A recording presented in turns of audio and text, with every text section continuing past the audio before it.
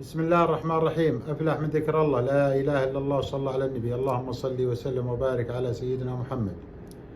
أهنئ باليوم الوطني 94 سيدي ومولاي خادم الحرمين الشريفين الملك سلمان بن عبد العزيز، وسيدي ولي العهد محمد بن سلمان بن عبد العزيز، أطال الله في عمرهم، والشعب السعودي كافة، وكل عام وأنتم بخير.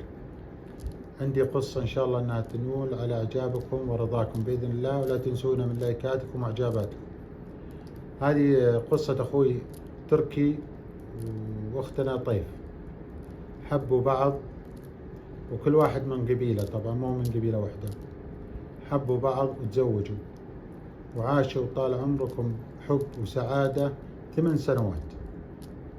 بعد ال8 سنوات طبعا ما جاهم عيال ولا أنجبوا، فبعد التحاليل وبعد راحتهم المستشفيات وكذا تبين أن مع طيف عقم، وهذا اللي خلاها ما تنجب. فتركي طبعا عاجبه الوضع، يعني ما دام انه مع طيف ما يبغى عيال. فطيف من هبله من جنه، تخلق مشاكل، انت تبغى تتزوج علي، انت تسوي كذا، انت تفعل كذا، انت ما تبيني. فيرد عليها، فمسكين تركي يعني ما اخذ على قد عقلها، قال يا بنت الحلال انا ما ابغى عيال، انا قلت لك ابي عيال، لي 8 سنوات انا معاكي، انا ما طلبت عيال. قالت لا انت تلمح وانت مدري ايش، انت بتتزوج انت. لا حول ولا قوة الا بالله. بعد العناء، بعد التعب، بعد الشكوك من طيف، هي بس يعني ما قالت له راح تزوج، ما قالت له انت لازم تتزوج. هي الله يهديها ويصلحها، مثل ما يقول الغيرة ذبحتها والشك ذبحها. طيب انت مرة، يعني خلي تكون عبرة للناس اللي تسمع، للحريم اللي تسمع. طيب انت ما تجيبين عيال، ليش تطلبين الطلاق؟ ليش تبي تروحين لهالك؟ طيب يا اخي روحي زوجيه، روحي زوجيه، وان شاء الله يولف بين قلوبكم انت وهذا، ويمكن يجيه عيال وتربيها انت والمرأة وتعيشون بسعادة. ليش تقهرين بنفسك، تزهقين عمرك ما ادري ايش؟ المهم بعد ما هذا راح وداها للمستشفى، شافها تعبت، انحفت، حالتها حالة تردت. يوم ودوها للمستشفى صار معاها فشل كلوي. الله يكفينا شر هذا ويشفي جميع مرضانا ومرضى المسلمين يا رب العالمين. فيوم سمعت بالفشل الكلوي قالت خلاص، يعني مسكرة من جميع النواحي، لا عيال ولا صحة، مشكلة. اطلبت الطلاق، قالت طلقني، قال ماني مطلق. قالت يا ابن الحلال، وصلت الكرامة عند طيف، وصلت الكرامة. قالت إذا أنت عندك كرامة طلقني، أنت ما أنت رجال، أنت اللي فيك أنت. زهق الرجال يا رجل، حتى وداها لها لا تجلس أسبوع تغير جو وتغير نفسيتها. رجعت سوت مشاكل، خلاص مثل ما يقول طفح الكيل مع تركي. قالت له طلقني، قال أنت طالق، ووداها لها. طبعا مسكين تركي ما وده انه يفارقها، مرضها بتعبها، يعني حتى يوم تعبت جاب لها شغالة وريحها، وهي ما هي بعازة، يعني ما عندها اطفال عشان يوسخون، البيت نظيف 24 ساعة. يعني حتى تركي يجيب الاكل من برا، وهو اللي يشيله، هو اللي يحط. بس قال يمكن انها تبي شيء، تبي حاجة ما هي قادرة. المهم وداها، طلقها وداها لها، جلست سنة سنتين ببيت أهلها. طبعا على فكرة أهل طيف حالتهم المادية تحت الصفر، يعني أبوها وأمها ما عندهم شيء. مثل ما يقول تركي كان يحن عليهم، كان يجيب لهم، كان ساكنين بيت أجار. مرة هذا طيف مرة تزين حالتها، مرة تسوء، مرة تزيد، مرة تسوء. طبعا بالوقت ذا كان في فاعل خير كان يحول لها 1000 ريال، وكان تنزل لهم، كانوا يسدد الأجار، وكان حتى المواد الغذائية يجيبها لهم. ساءت حالة طيف، ودوها المستشفى. بعد الكشف عليها وكذا قالوا يا طيف انت يبغالك زراعة، غير الزراعة ما في أي شيء ينفعك، إذا ما في زراعة في موت. مثل ما يقول حطت وجهها بوجه الله وقامت تدعي. المهم جاءهم متبرع قال بشرت يا طيف، جاكي متبرع وحللناه وكل شيء وتمام وطلع مطابق لك. فرحت طيف، فرح ابوها وفرح امها انهم يعني لان تخبرون في ناس يبيعون كلاهم، يبيعون كل شيء من اعضائهم، يبيعونه من اجل الفلوس. فهذا جاهم من الله بلاش، ما يبي شيء من طيف. فدخلوهم. طبعا المتبرع ما يبغى يذكر اي شيء معلومات عن طيف، من هو فاعل خير.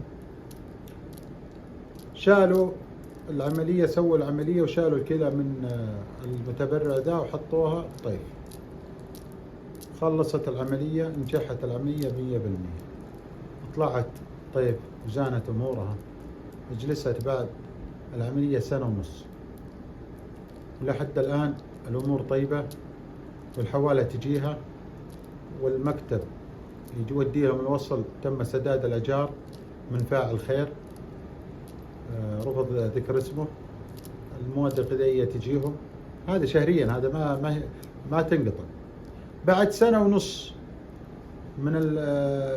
من الأمور هذه، وزانت حالة طيف وأمورها طيبة مع أبوها وأمها. طبعا أنا والله ما أدري هل عندها أخوان، ما عندها أخوان، هل عندها أخوات، ما أدري. بعد 1.5 سنة انقطعت الحوالة، وانقطع سداد الأجار، وانقطعت المواد الغذائية. بعد 1.5 سنة. الشهر الأول ما جتها حوالة، الشهر الثاني ما جتها حوالة. بدل ما تجيها حوالة جاها اتصال: السلام عليكم. وعليكم السلام. الأخت طيف؟ قالت نعم معك الطيف، أنا فلان ابن فلان، جايك من طرف فاعل خير اللي كان يسدد لكم الأجار ويحول لك المبلغ الفلاني. قالت اي والله الله يجزاه خير، اي والله انقطع، بيض الله وجهه وما قصر، وقف معانا يمكن 3 سنين، الله يبيض وجهه. بس أنا بعلمت بخبر يمكن يصدمت.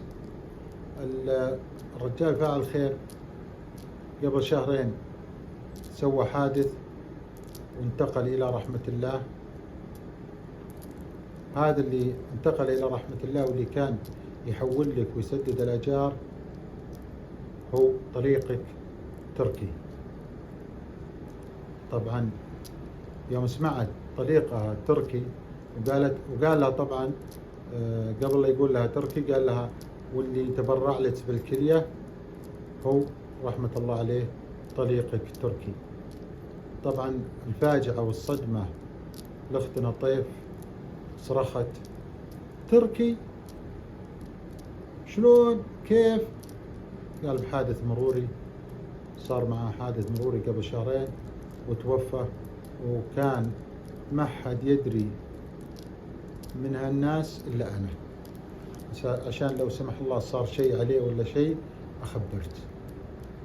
قالت أنا أفكر أن تركي متزوج وجاي عيال ومتهني. قال لا والله، ال3 سنين هذه كان يتمنى أنه يتواجه معاكي، أنك ترضين عليه، أنك ترجعي له، ضل على حبك القديم يا طيف. والرجال الحين يطلبك الدعاء وحلليه وسامحيه. فأنا من هذه القصة يا شباب، يعني وش ما صار مع امرتك، أي حاجة مع زوجتك، لا تطلق وتروح تمشي وتسولف فيها وما فيها وأبوها وأمها. يا أخي هذه عشرة، أنت رجال جلست معاها ونمت معاها وأكلت أنت وياها وتطبخ لك وتغسل لك ملابسك، يعني احفظ العشرة اللي بينك وبينها. مثل ما دخلتوا بالمعروف اطلعوا بالمعروف بدون كذا. شوف هذا أخونا تركي الله يجزاه خير، يعني جلس وشاف وتبرع لها بدون ما يدرون، وقام يتصدق لها وقام يحول لها وهو مطلقها، لأن حافظ العشرة. الرجال يحب وهي تحب، بس هي كل فكرها الله يسامحها الطيف انه يروح يتزوج. هي لو ما طلبت الطلاق وزوجته والله يمكن تزين امورهم، تزين حالتهم، تزين حياتهم، بس اخطأت باللي طلب الطلاق. ولا تستعجلون خاصة بالطلاق يا بنات يا رجال. الطلاق يعني ترى يهدم بيوت، يضيع عيال ويضيع مستقبل ويضيع. الله يجزاكم خير، وإن شاء الله عجبتكم القصة. لا تنسونا من لايكاتكم وإعجاباتكم. كل عام وأنتم بخير. سبحان الله وبحمدك، أشهد أن لا إله إلا الله، أستغفرك وأتوب إليك.